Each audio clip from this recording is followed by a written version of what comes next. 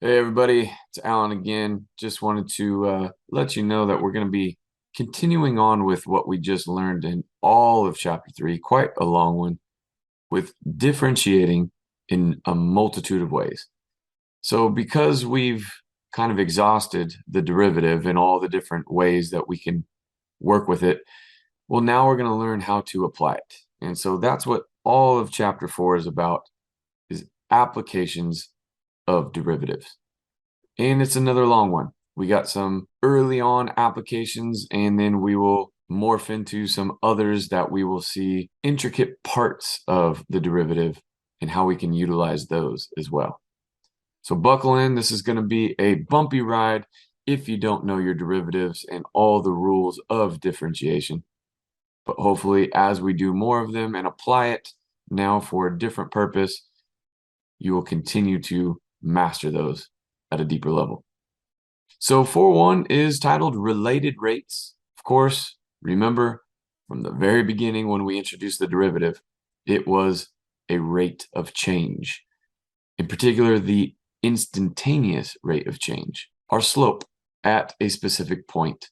And so you can see here that I've stated that within our paragraphs, and feel free to read through this. If you don't have that book, you might be somewhere on Earth in the webosphere.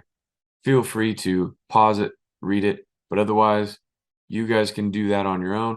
And I will go ahead and fill in a few blanks and give you some explanations of what related rates are.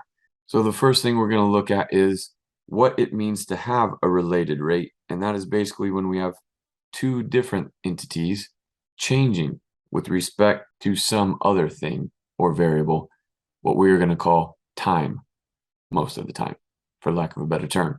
And of course, when something happens, there is often a reaction by something else. And so we're going to talk about how those rates of change are related. Right. So for an example, I gave you here, if we had a ladder that is just leaning up against the side of a building, and of course, gravity is always working on it. What if it started to slide down that building? Well, obviously the height is going to change, but so will the base, the bottom of that ladder in relationship to the building that it's sliding down. So those two distances that we just named, both the height of it and the base of it, are going to have changes going on simultaneously. As one is changing, so is the other. And that's what we mean by a related rate. So because you've all made it this far in your math careers, when we say applications, you probably know what apps means in math classes, a word problem. And unfortunately, a lot of students don't do well with them because not only are you going to have to solve that word problem, you're also, most importantly, going to have to set it up.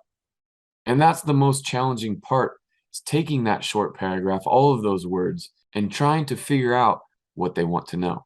So what I came up with are a few pointers here, 5 to be exact, of what kinds of things you can do to help yourself through these calculus word problems or applications. So first, let's figure out what's being asked. And then, in order to figure that out, we want to know what's been given. What things are known in order to figure out what is not. All right, step 2, this is an important one that you probably learned in trig. Draw a picture or graph whenever you can. This will help you to visualize what's going on, seeing literally what you have, and hopefully for step 3 here, it will allow you to come up with an equation. Guys, this is the secret sauce to all of mathematics. Figure out what was asked and see if you can put it in an equation that you can then solve. That's what you've been learning up until this point in your careers. So for these particular types of problems, the related rates, I'm going to ask you guys to use GFW as your acronym to help you work through these. The GFW stands for given, find, and win. Now, win is the important part with these, okay? Again, given and find, those are the things that we often try to do in all of math courses when we're talking about word problems. But these things are changing. Remember that whole limit process? We're approaching values. Well, we still want to know what was given and what we were asked to find. But now we need to know when they want that unknown that they're asking us to find. Because now, as I mentioned before with the ladder, things are moving, sliding down, moving outwards, changing. And we want to find at a specific instant or time that they would like that value. That's tricky. We'll talk about it. I'll go over an example in a few here, but also don't want to forget to use your sketch or graph and carefully labeling it in order to come up with some of those equations and things that we're going to be having to use what was given in order to figure out what they want us to find. That may actually require some prereq knowledge from even geometry or trig, meaning triangles. But of course, we're in calculus. So what do you think we're going to end up doing? We're going to have to differentiate. And because there's going to be multiple things going on, we're typically going to differentiate implicitly.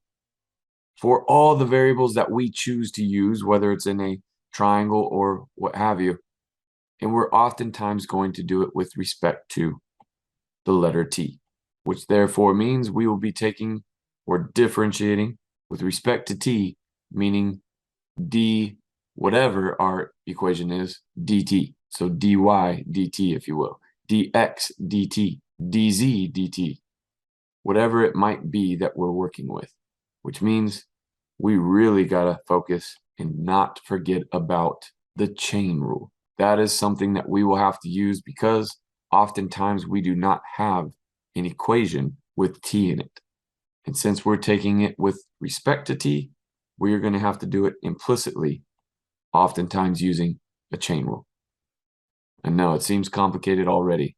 Don't worry, we'll get there. And in order to get there, you got to make sure the very last thing that you do is what they asked you to do, which means you got to answer their question, right? And don't forget to include your units. That makes sense. Now that's pretty much it for this entire section. There's not a whole lot new per se, other than obviously what we're dealing with is now completely different than what we're used to. We've been giving problems that we were then asked to find derivatives and do other things with them, but now we're going to have to come up with these equations and work our way through with the GFW, given find wind scenario. Before I finish off by doing an example, I wanted to give you a warning about some of the common mistakes that students do sometimes make. The very first thing, make sure you read the whole thing, figuring out what was given, what you're asked to find, and when they want to know that. But be careful when you are drawing, because if you don't sketch or draw or label it correctly, then unfortunately you're already setting yourself up for failure. Because no matter how good you are at differentiating implicitly and making sure that you carefully use your chain rule, in order to answer that question, if it is not drawn or labeled correctly, it doesn't matter how well you can do that calculus. Okay, so be very meticulous and careful when reading and labeling. Secondly, make sure that you take the derivative appropriately. We spent an entire chapter in order to do those correctly. So again, be careful. One more time, I will mention that means implicitly and using the chain rule. And lastly, very common mistake that is often done in these related rates is using that when before you're able to. You have to do it in this order. You have to figure out what was given, find what you were asked to find, and then, and only then, once you've found it, using the things that were given, then you can plug in when they wanted you to find it. You can use the things that they then told you, but not until you have found what you were asked to find. Okay, so be careful with that. Make sure that you figure out what you were asked to find, and then, and only then, will you put in when at that specific time, using that fact to find anything else that you don't have at that point in time. So to summarize everything, remember, there wasn't really anything new in this section, as I mentioned before, but how to use our derivative for real world situations. So be careful, go slow until you get the hang of these things, and make sure that you pay attention to all the little details involved. So before I let you go and try it on your own, I would like to do one of the drills examples with you, namely the one that I already mentioned as an example above about a ladder sliding down. And that's like number 3. So it says you got a 6-meter ladder. Now again, notice I'm going to start by reading the whole thing first. So 1, I know what they're asking me for, the most important, right? And then 2, what did they give me in order to figure that out? And then remember with these related rates, step 3, when did they want me to tell them all of this information? So I'm going to read the whole thing and I'm going to just highlight the things that are important. A 6-meter ladder is leaning against a wall. All right, I can visualize that in my head. If its bottom is pulled at a constant, another key word, rate. What do we know rates are in calculus? Those are derivatives. So I'm going to write that rate as d something, the change in something over the change in something else. And you can see that they told us what those changes are. They are actually a distance over time, meters per second. Next, how fast? Okay, here comes what they want to know. How fast? Now what you need to recognize there is fast is also a rate. And how fast is what? The top of the ladder sliding when it reaches 3 meters up the wall. Notice it's very easy to just read over some of these key words, but there's your when. When what? We're 3 meters up the wall. So I'm going to start by listing my given, find, and when, my GFW. And before I even fill in those blanks, I also would like to draw what is going on here. So right below that, I will draw the situation that we were given, which is a ladder leaning against a wall. And there's my beautiful sketch of a ladder leaning up against a wall. Don't even need the building. Just need to see that we have not just a triangle, but a right triangle going on, which here comes your trig. There's a reason you took a lot of those classes before. You just didn't know why yet. So let's list the things that were given and make sure that we do this carefully. Then we'll go over here and talk about that and label them as well. A 6-meter ladder is leaning against a wall. Well, then I know that this is a distance of 6 meters. And will that ever change? Is that a rate of change, a derivative? No.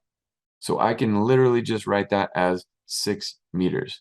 Now, if you want to label it as Z or R or whatever you want, I'm going to call this the X, this the Y. And if this were changing, then I would write it as a variable like Z or R. But it's not changing. That ladder, unless we break it, should always be 6 meters long, no matter if it's higher up or lower sliding down. It should always be that 6-meter length. So that's why we can just put that in there and not have to use a variable. But it then says something else that was given, a rate of 1/2 meter per second. And it was the bottom of the ladder that was pulled out at that constant rate. So maybe you're trying to get the ladder down and you can't pick it up. It's too large. So you're just going to pull it slowly 1/2 meter per second so that it slides down until hopefully somebody else can then catch it. So that means we would have to write this given piece as a derivative, d something dt. And what is the something that's changing? Since it is the bottom pulled out, that would be the x is changing. And that's, again, why we had it as a variable. It varies. So how would we write that? That would be dx dt at 1/2 of a meter per second. Did they give us anything else? Well, kind of. They also gave us this. I can see those numbers.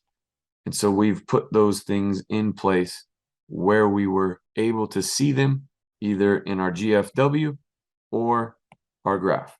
But that 3 meters, if you remember, they told us when the top of that ladder reaches the 3 meters up the wall. So that means our y value would be 3 meters. So therefore, how would we write that? That would be when our y value was equal to that 3 meter mark as it's changing and sliding down, which is exactly what they wanted to know.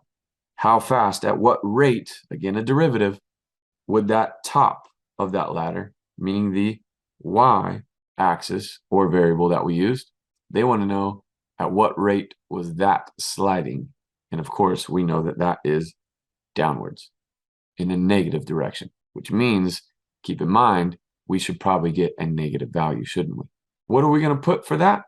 That would be dy over dt, the change in our y over time. And that is the thing that we're trying to find, which means we know the secret sauce to math. That is to get an equation with this in it so that we can solve for it.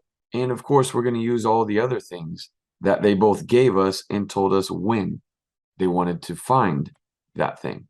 So that's where this comes in handy. We know an equation that we can use with right triangles. We can use trig, or since we want just the outsides and we don't have inside angles for this example, we will use the Pythagorean theorem, which says x squared plus y squared, my two legs squared added together, equals our hypotenuse. Always the one by itself because it's the biggest. And of course, we can simplify that.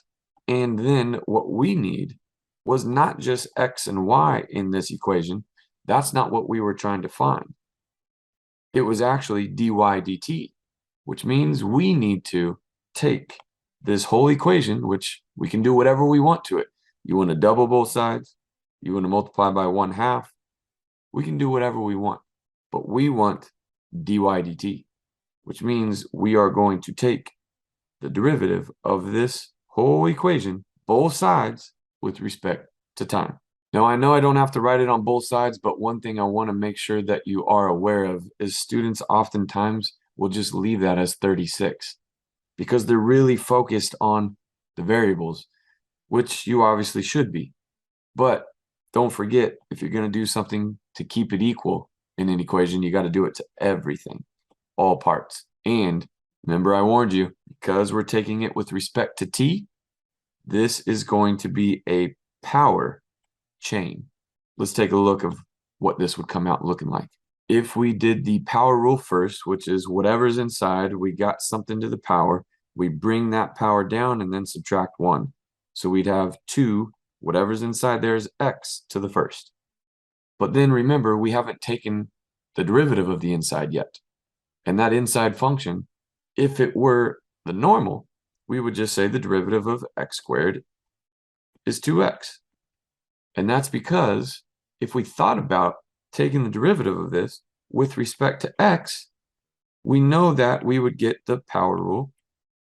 And then if we multiply by the derivative of x, the inside, by or with respect to x, then we know that anything divided by itself is just 1, which is why we only typically write 2x. But now that is not the case with these. We're often going to be talking about over time how things change. And then at what instant did something occur?